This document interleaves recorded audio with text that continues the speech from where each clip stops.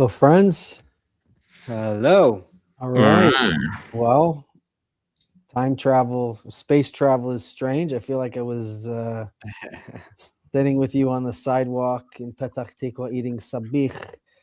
Yeah. Actually, it was. It was just like a day and a half ago or something like that. Yeah, That's Uh, unbelievable. it I is. still feel you very close. I'm happy to see you guys again. Glad you made it safe. And welcome to all our friends here from Florida and Canada and California and Pennsylvania and Utah and Indianapolis and North Carolina. Where's our internationals? Everyone's a U.S. They're that's hiding back strange. Okay, there. we'll see where they are. Welcome to the Great Transition. Looks like everybody here is a friend of ours, and you know what we're doing here. We're looking at the world through the lens of the wisdom of Kabbalah. We just came from an incredible event in Israel with almost 1,000 people who came from around the world to unite our hearts and bring 50 countries. Over 50 countries. bring a force of love into this reality. We're here today with a very interesting topic about telepathy. In the near to come future, when more and more people start penetrating the upper world, we're going to exist in a field of feelings, and we won't have a need for language because we will communicate with each other. Our teacher Rav Lightman said many times, the most powerful force in creation, more powerful than nuclear weapons or AI, is the power of thought. We'll be able to communicate through through our desires. But we are now, all of us, existing in this confused world, trying to communicate not only just pragmatic things about our reality that are very, very difficult. We see that neighbors and even countrymen are not able to communicate clearly, and also in a way without getting blocked up all the time, so much. Sometimes you're sitting on the side and you're watching two people communicating, you see where they're missing each other and they're getting in a fight about something they don't even need to fight about, let alone the stuff that we do need to fight about because it's more complicated. And yet these things are so stuck behind our language that we have a very, very difficult time communicating with each other, let alone communicating things about the true reality. Forget about like legislating and border policies and where government money should go or what should happen in our home, but things that have to do with our soul. Bala Sulam comes and says that the same soul that existed hundreds of generations ago is the same soul that's now. The body's changed, but it's the same soul. With what language are we supposed to talk to each other? I mean, what do we have in our language? We order sandwiches, we order an Uber, we talk about what we're going to have for dinner, we talk about stuff at work. With what language do we have that we can talk about, that we can describe infinity to each other, that we can describe the world of our souls, the true reality that we exist in is much bigger than the limitation of our language. Language, all the languages as we know it, came from a time in our spiritual development known as the time of the Tower of Babylon, which represents in the development of the human ego, transition from an instinctive way of life to a more individualistic way of life. We stopped understanding each other, and in that separation in our souls came the separation in our language. So as we do here on this conversation that we have every week with you, we're looking at what's going on in the headlines and looking behind that to see the spiritual development that's pushing all those things. We recently got interested in Elon Musk's Neuralink. If you don't know about it, it's a technology that already exists and is already working. You can look it up on YouTube. You see somebody who doesn't have use of their arms. There's an implant device. It has a battery. It has some receptors. And the way I understand the technology is, if you want to move your hand, so what they can do is they can read your brain with electrodes and say, when you want to move your hand, which parts of your brain are firing up? When you want to think a certain thought, how is your brain firing up? And they detect that and decode that. So now, when that part of your brain fires up, even if the connection to your hand, for example, in someone who lost use of their hand, even if the connection to your hand is not there, when you start to think about moving your hand, a robotic hand can now do what you want your hand to do. Mm-hmm. Or you think about something and it controls a computer or it controls a smartphone without anything physical touching. So you're controlling a robot, you're controlling your hand, you're controlling your computer, you're controlling your smartphone just from your thoughts. We may want to take a little more time to explain that, but really the purpose of this show is not to explain the science of that, but you can look up how the science works. But that's actually something that exists today. We're not saying it's a great science. We're not saying that the brain is going to not, have an issue with having something like that implanted in it. That science will get better and better. But the fact is that this is something that exists now. And if that exists, the next logical step is, let's say I have the implant, and let's say you guys have the implant. So now I can communicate, I can bypass my mouth, and you guys can bypass your ears, and we can just communicate from brain to brain. And not only are we communicating without these sensory organs, we're also communicating faster than we would be able to communicate. Wait, so that's where it gets interesting, and I'm not that familiar with this latest thing from Neuralink. So maybe you have the details, but there's one level, which is just our brains communicating directly, and then there is our brains communicating directly without words. Because you mentioned language, and language is a big thing. So the question is, if I have that implant and you have that implant, does that just mean that we can pick up a phone without picking up a phone? So that's not such a dramatic thing. I mean, it's like today I can right now we're like using a device to to transfer words to each other, but still the device that carries what we want to communicate, the emotional impression we want to communicate, is the words. It's just that the vehicle of transportation for these words is wires. So So you're saying it's still a language.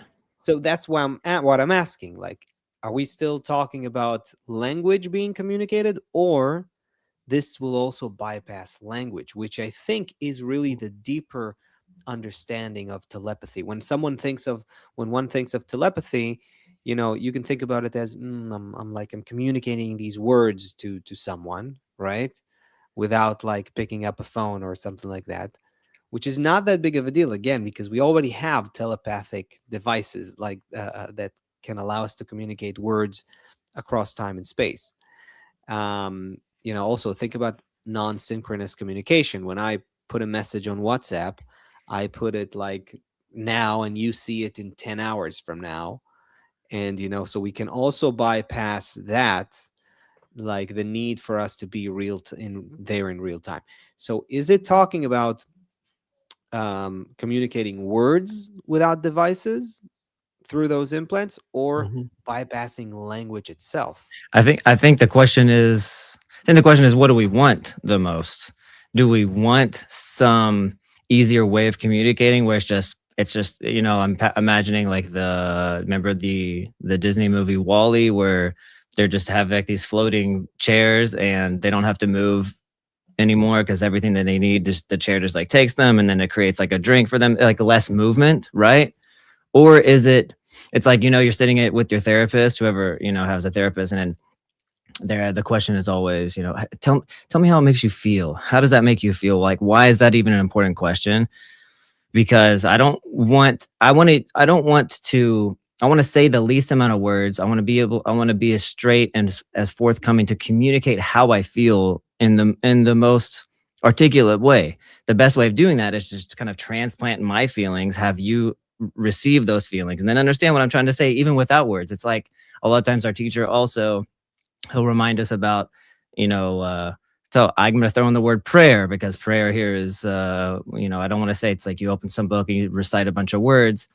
But, in Kabbalah, when we talk about prayer, we're really just talking about just kind of like scanning of your internality. I'm scanning what's going on in the inside. And I'm thinking, what am I requesting from this upper force? Is this upper force listening to the words that I'm saying? That's very interesting, actually. Prayer is like the truer interpretation of prayer is communication. That's what prayer is. It's communication with the system that operates reality and that operates you. And through how it operates you, you communicate with the system your relationship to that operation. That essentially, and that doesn't need words, even Right. though their religious thought about prayer is that you recite words. But from a Kabbalistic perspective, this is much deeper and beyond words. We can Prayer is not words at all. You can say words that are exactly opposite to what's in your heart. It's not at all what you recite or say. Right. Yeah. we can see the need, the absolute necessity for language. Now, language really, from where we stand at this state with the degree of the human ego, and the degree of the human ego is the way it is for a very meaningful, purposeful reason. But this language really saves us. If you look at a pack of wolves or birds flying, birds are a great one. When they fly in a V, right? At some point, the tired one moves to the back and another one moves to the front, and they cut through the air without sending an email, without sending a text message. They move as one, or we love to give the example of the starlings or a flock of fish that all Ooh, let's together. show that. I'll try to find it. We had a great one. Just we were just looking at it. Did we show it last? No, I don't think so. No, we didn't. We didn't. Okay, let me find it. Keep going. When humans existed, when our primitive ancestors existed in this instinctual way, there wasn't a need for a complicated language. Even when language developed, it was a primitive language. Today, if we were able to communicate, if all of our thoughts just started to fly freely between each other, we would murder each other. You think about, like, when you're standing in line in the grocery store and you look, oh, why is her hair like that? Oh, that dude smells like this. Or, oh, why? Like, think about all of the invasive thoughts that come out of us all the time about everybody, right? Imagine you're sitting at a family dinner and your uncle says something about some politician, and then your mom keeps saying this about this, and then your brother says that. And we all have so many thoughts that the language actually builds this safe space where we don't just put, because it's something actually very interesting about, you have Starlink video here, our fish. Okay. Yeah, we could. You can keep going. I'll just play this. This is It's good to get the visual.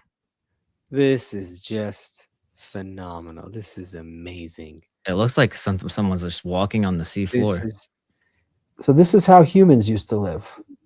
Remember that story that our teacher used to tell us sometimes when he went to, I think it was like the Amazon, remember? And there was that tribe that kind of like came out of the woodworks, remember? They traveled on foot by like 30 or 40 days. You remember the story? And they came out and they're like, yeah, we heard that there was someone, some spiritual teacher, someone, we had to come meet them. Remember? Do you remember this? I don't remember that one. Anyways. Vaguely. I remember something like that vaguely, though.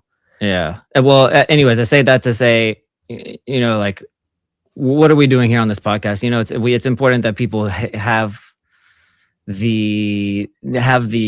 are armed with the knowledge of like what's out there, right? We want people to understand and know that we're in a time when we have this disease of the ego that's separated us from nature, and it's causing a bunch of problems.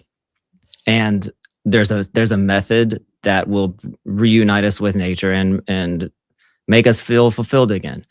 But whenever this Amazon tribe came out of the forest, I don't remember where they were, but they just kind of like showed up out of nowhere. As far as I understood, this was like kind of the story. And they started talking with Rav. Somehow there was like some translator communicator, and afterwards they were asking him, and they're like, so why didn't you talk with them about Kabbalah or whatever? And he said, no, they don't need that. That's not for them. They're good. They're connected with nature. They're already, the ego is not disturbing them. Mm-hmm. Mm-hmm. Yeah. So the purpose of the language, so those people didn't need more, but for us, we would destroy each other if our thoughts were just passed between each other. Once we get to the level where we connect with our soul, what does that mean? That means that when I look at you, somebody wrote in the chat, I saw up above, that my husband and I have this, right? She wrote, my husband and I already have this one look in each other's eyes. We already know. We don't need to, don't even have to look at each other for some things. You want some Chinese? Oh, that's what I was thinking. Okay, exactly. Because there's a level of love and communication between you. Now imagine and you also feel that he belongs to you and he feels that you belong to him, meaning that just because there is his skin ends and then there's some space and then your skin begins, but you two operate at this point after all of those years as one. Even though you're in two different bodies, you operate in a sense as one organism. Something happens when you love someone, that there's a third thing, a third creature, that's the love between you that develops. So when we start to relate to each other, not as being separate from ourselves, when I look at you, not as if you're detached from me, but as if you are part of me, then we don't need all of this language between us. Then we can pass communication between our feelings. But until we are in that soul connection level, we have this thing called language, which is actually like a measurement of the distance between our souls. And even to the point where today it's very clear with all the bullshit and posturing and legalese, like an attorney can say something and mean the complete opposite thing, right? There's a politician can do the same, right? And everyone's talking about gaslighting, right? Like you say one thing, you mean something else, or being passive aggressive and all these different things. So all of these phenomenon in our modern language are reflections of phenomenon of the brokenness of our soul, how much we're trying to use each other, how much we're trying to exploit each other, how much we're trying to lie to each other. And the development of our language is like the formula of that separation, and the removing the language. And so it's very nice to see this technology, but we also have to understand the same way we talked about AI, and people said, is AI sentient and all that? Until we correct ourselves, which means to feel each other as part of one soul, then these technologies at a large scale, to use them in the way we're talking about, would lead to ruin between us. Most of the time, anyways, the communication is like, what do I want from you? That's typically what language is used to kind of just clothe in a different way so I don't look so bad, or so that you don't think something of me. A lot of times it's just like a mask to my inner. I saw also in the chat, people are saying, no, there's no way, I can't let my thoughts get out. Why? Because all my thoughts are about me all the time. So why would I want that to get out? This is, I've just got a inspiration here. The big invention of the last 2 years. How much is it now? AI? not even 3 yet, right? The latest invention is the language model, right? It's we've basically created, again, we're falling into Can't help AI it, again, Seth. Sorry, man. but but no, but this is like a new perspective on this for me at least. Because we're just, Seth beautifully explained how language is actually a system of communication that comes from brokenness, meaning um, if we felt how connected we truly are, just like those fish, they don't use language. Look at what they do. It's not even, it's how is that even possible? Clearly, because they don't need language, they have a deeper communication system. They somehow share a single mind. They somehow share, they act like a single nervous system, right? And it just appears mesmerizing and beautiful when we see it as a school of fish doing that thing, but all of nature is doing that thing. Think of all of the movements of the constellations and the stars. Think about the trillions of cells in your body. They work in the exact same way. There's like 10,000 cells in your heart, if I'm not wrong, that are beating in some harmonious way just to make you alive every second. All of this beauty that we see in the harmony of the synchrony of those fish is everywhere in nature, right? And that does not require human language. It doesn't require language. So language, and what we've developed now, I'm coming to the language model tangent. Sorry, it was like too many thoughts condensed. I'm unpacking them. So what are we doing with this new language model?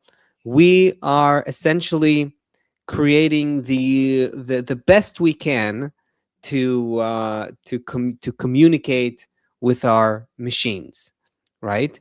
But and we think that AI is sentient. A lot of people think that way. It feels to us that it's like that, but this is a stage in our development that is gradually helping us recognize that even language is not the true communication, the full communication of between humans that we're looking for. You know what I'm trying to say?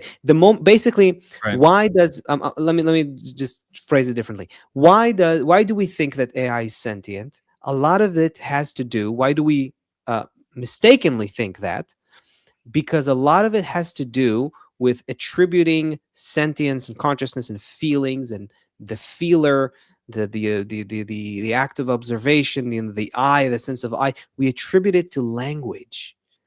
The fact that we've managed to outsource language creation to a machine helps us gradually detach from relying on language to communicate with each other. I'm kind of looking at where we are now and where we need to be spiritually, but it's kind of a step along the way. It looks like that in order for humanity to develop to our spiritual potential en masse, creating these language models that will help us understand that we're more than language, that there is more that connects us than language, and that language doesn't mean sentience. It's actually a result of, it's just a result of our brokenness in this physical world.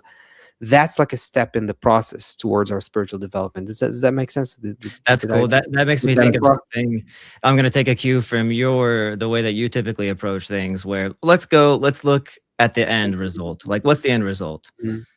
Yeah. If we're coming from a place of brokenness, then the end result would be this harmony between all of us, just the way that we see the fish or the starlings, right? That, like, there's obviously some harmony happening there.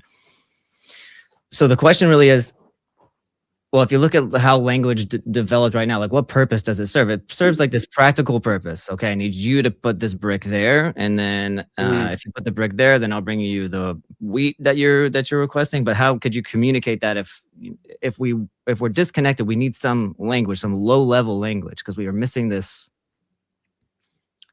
whatever whatever yeah. the fish are communicating, right? They're communicating on some, like, they're not using sound waves or some physical layer. So in the end, if we look at the end, what would be what's the way that we would see it operating? Somehow, we didn't really talk about this before, but somehow, right, there's going to be this interaction with that other layer, that top layer, that doesn't require vibrations from my mouth and vibrations that you receive in your ear to perform something. And another question is, what are we even performing? Like, what's the goal? So the end result is, okay, let's say that we want to get to this place where not that even we want to get to some place. We were developing. We're going to get to somewhere anyways. But we see that there's this weird thing in between called language, and it happens because there's a shattering between us. So if we correct that shattering, what's happening? We're actually, you and then and me, we're meeting somewhere in the middle where language is, where we're meeting like some middle force. Like we're getting we're getting some command from nature, and I don't need to hear that command from you. You get the command from nature, I get the command from nature, and we work together to complete the task. You understand what I'm saying? I don't need to talk with you about the task, because we're so connected already to nature's plan that nature's plan provides us the task. I don't have a task of my own. Nature has its own task. So I'm just listening to nature. I'm connected And to it. that's And what your very cells often- are doing all the time, and that's what the fish are Exactly. doing, and that's what the birds are doing, and that's what everyone's doing.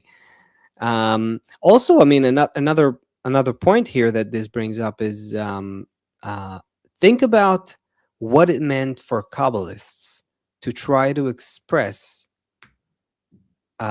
spirituality in language, right? I mean, because we probably there's a lot written about it. Barasulam wrote about how they created a whole language. Kabbalists essentially created a language that is not just symbols or stories or metaphors.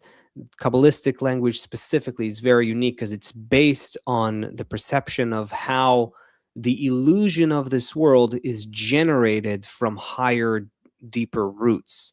So that's called the language of roots and branches. So they look at something in this world, and because they know, like the sun, for instance, they can see the connection between what we identify as the sun and its spiritual root, which is something totally disconnected from the physical world. It's not even but it is the root of this phenomenon of the human looking at the sun, right? Yeah. And so they used all of these words from this world to refer to emotions, forces, qualities that are beyond words, and that's just crazy. I mean, think about it. Okay, so when we always say a picture is worth a thousand words, right? Like, that's a universal truth. People understand that. Also, how hard is it to communicate feelings, just feelings of this world, right? It always feels like it's like you have a fishnet, and all the water just escapes the fishnet, and what you're left with, the words, is just a certain kind of an imprint of a remote imprint, an impression, a partial fragmented impression of the holistic feeling that you had, and now you're trying to use words.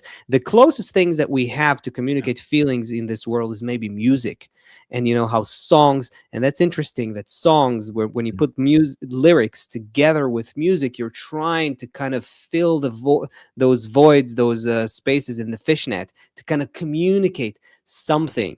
And also, the more you go instrumental, the less words you use in music, the more ethereal and unclear it becomes, yet more emotional it is. It's very, so we're basically language is, the moment you use it, you compress or reduce or dilute or water down what you're actually trying to communicate.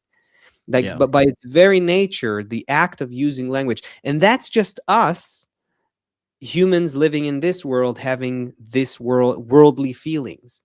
Now, think about the Kabbalists trying to communicate what Ein Sof really means, what connection with the Creator really means, what oneness, the first state of reality, really means. What does it mean that there is a soul that expresses itself in its correction process as what we think of a body in this world that feels separated. This is just beyond any kind of comprehension to try to understand what Kabbalists did when they came up with those words.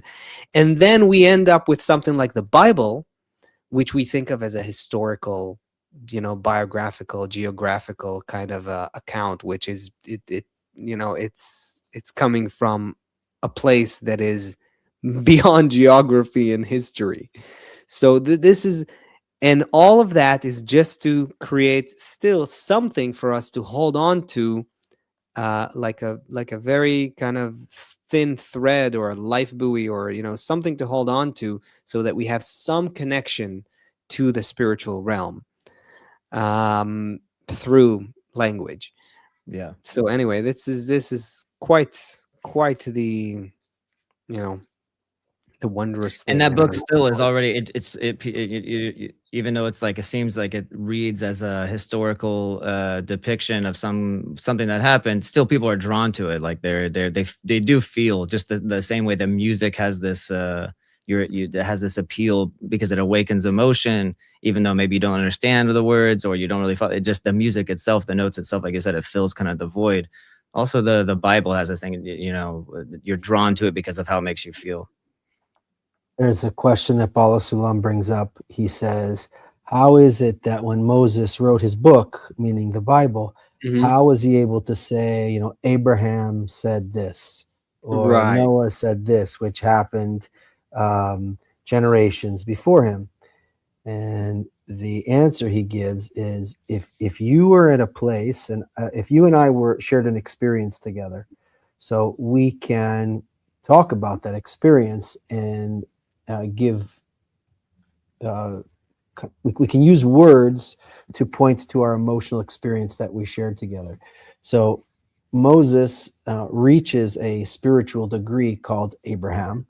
And when he is on that spiritual degree called Abraham, he sees all of the things that are seen on the degree called Abraham. And he hears all of the things that are heard on the degree called Abraham. Now, it's like an outlet on the wall that you plug something into. So even a small child understands that if I plug the toaster into the outlet, then the toaster works.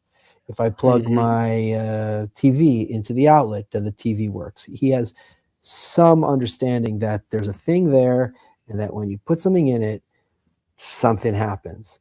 Now, if you were an electrician, you would understand that behind that outlet, there's wires that lead to a panel box in some other part of the house, which leads to a transformer on a pole somewhere, which goes to a power station. If you're an engineer, you understand how the power is generated, how it gets through, all the different step downs that it needs to go to until it comes out here. So when people are reading the Bible, they're mostly looking at it at the level of, there's an outlet on the wall.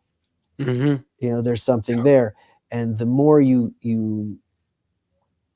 become a craftsman, of a scientist of what's going on here, and go deeper and deeper, then you understand the same outlet, but your whole understanding and your whole inner sensation, because you don't have to think to yourself. If you're an expert, an F1 driver, you don't have to think to yourself the G-force that's going to be pulling on my neck and what I need to do here and what's going to happen when I get around the next turn. Everything becomes totally natural. And if you're talking to another F1 driver, you don't need to communicate in a lot of words because you share all of the same experiences. If we're going to talk about our soul, we're now talking about something that's even beyond this world, beyond just corporeal phenomenon. But it's very cool that I think a lot of people, let's say, I think since we're kids, right, we have this attraction to telepathy, right? It's like a superpower. It's like something cool. It's something attractive. That's really I'm sure you sat there before, like really kind of like try to do like Oh, yeah, of the stare, course. like yeah. I I wonder if telepathy, everyone's done that. telekinesis, like the whole idea Yeah. of like using the power of thought Yeah. is somehow appealing to us as humans, and that's really cool. And like what we're doing with technology, if you look at the whole, like, from the advent of technology, which is, I mean, what is it like, technology? I mean, technology is even when Could say a creating wheel. fire a Yeah. million years Yeah. ago. That too is technology.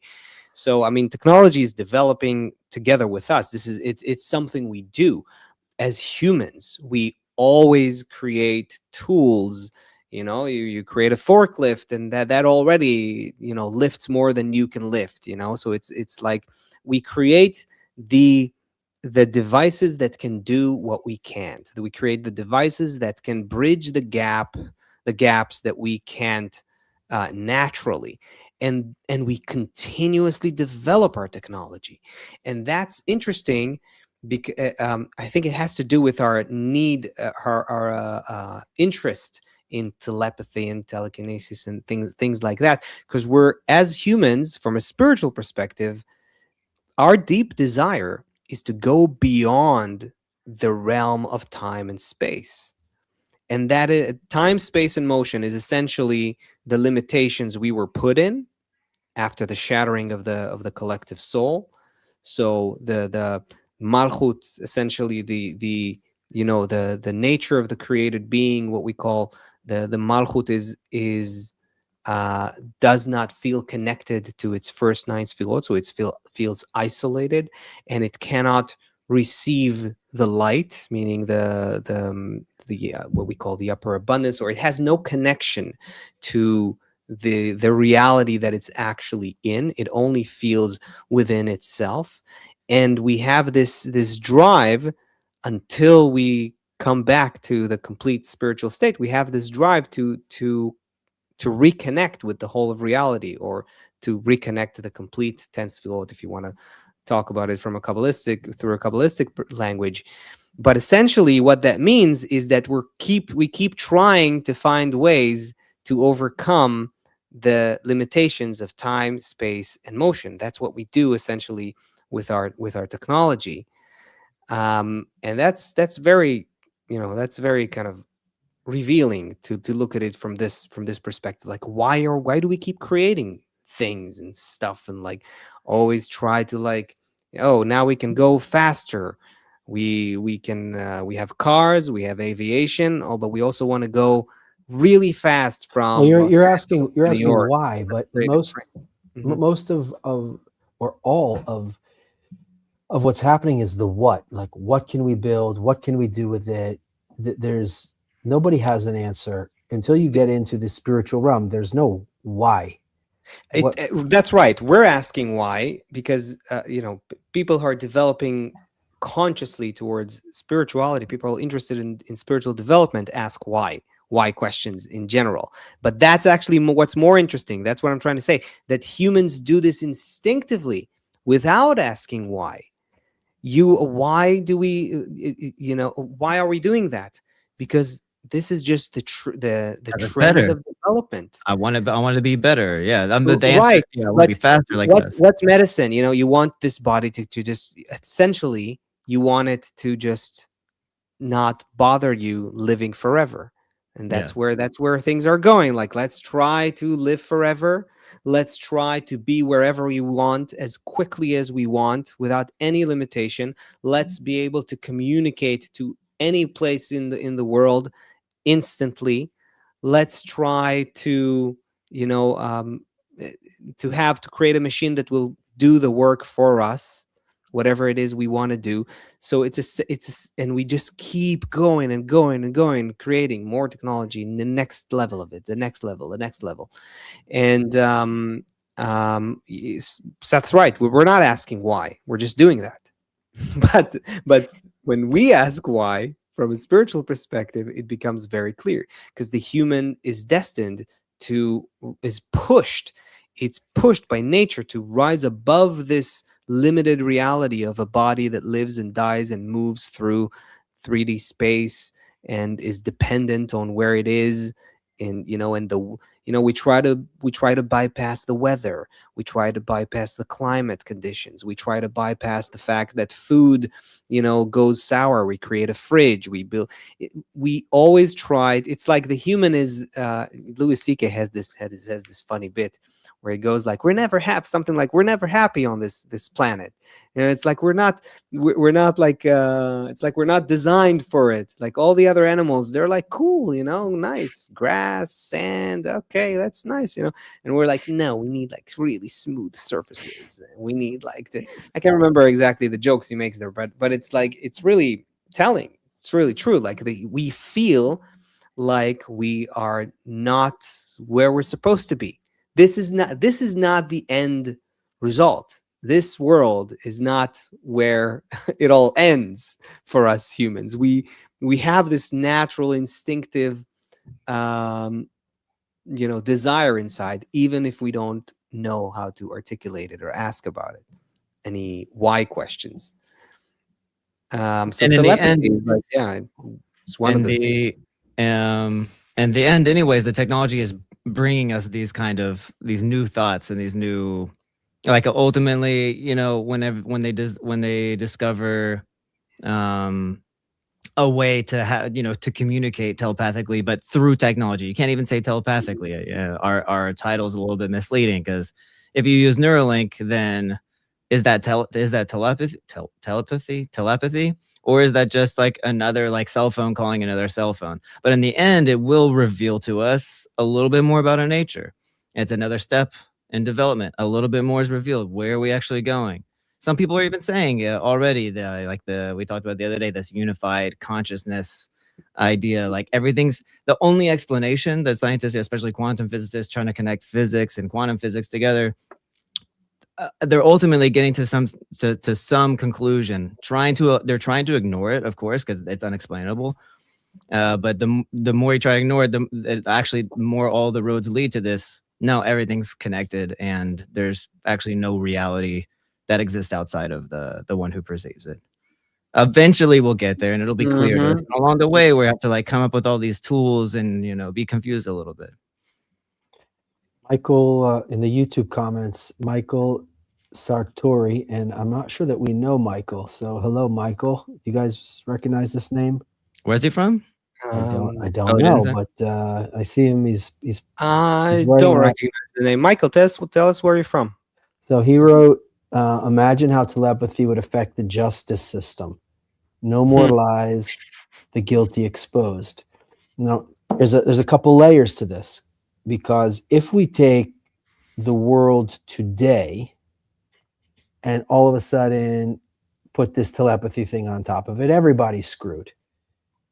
But the only way that something like that, because for example, if you went to court and there was some truth detector that's just sweeps the air and just sorts everyone out, and depending on what, you go to jail for 5 years, you do this, you pay this fine, you do this, and clear out the court system in in a month, that all the cases are processed and whatever you did, you pay for. But also then you would think, if everything is going to be known, so nobody would do anything that would lead them to get punished, because if you knew you would be punished, you wouldn't do anything. So the point, all of that space, Michael, in between that reality and the reality that we exist in now, all of that space is given to us as it's called it's the place of our work. It's called the preparation period in the wisdom of Kabbalah. This is where we come to, because if that thing, like, it sounds like some Tom Cruise movie, right? They arrest you before you commit the crime or something. Minority Report. Yeah, Minority Report. So the point is that if that was just swept over all humanity, and right away we could just sort everybody out even before they committed the crime based on their thoughts, then there's no free choice. Then we live in a reality again where we're just farm animals, And if you're a stallion that can't be tamed, turn you into dog food. If you're a stallion that can be tamed, turn you into, take you over to mate with all the female horses and make a bunch of good horses. If you're going to be a good racehorse, they just decide what everyone's going to be, just from the start. There's no free choice for anything. Everyone just falls into the role where Also, the stick. You're acting according to the stick and not for any other reason. The stick, meaning how you're going to get beaten, is why you do what you're supposed to do. So now we live in this place where we, as if, have some choice, and that's the benefit of this reality. Yeah. We will have to cross this. We'll see that actually the technology will happen as we develop. We want to be able to, Michael, get to that place, exactly what you're talking about, where justice would be meted out exactly, but everyone getting there consciously, not from beatings or from some just run into towards a reward with mindlessly. Right. I saw something funny here in the chat. Julie wrote at some point, I found it. I was convinced as a young girl that I could move things with my thoughts. I spent too much time trying to move a pencil across the table. Yeah, I mean, that's, again, thank you for that. I'm sure a lot of us did, and the same thing with telepathy.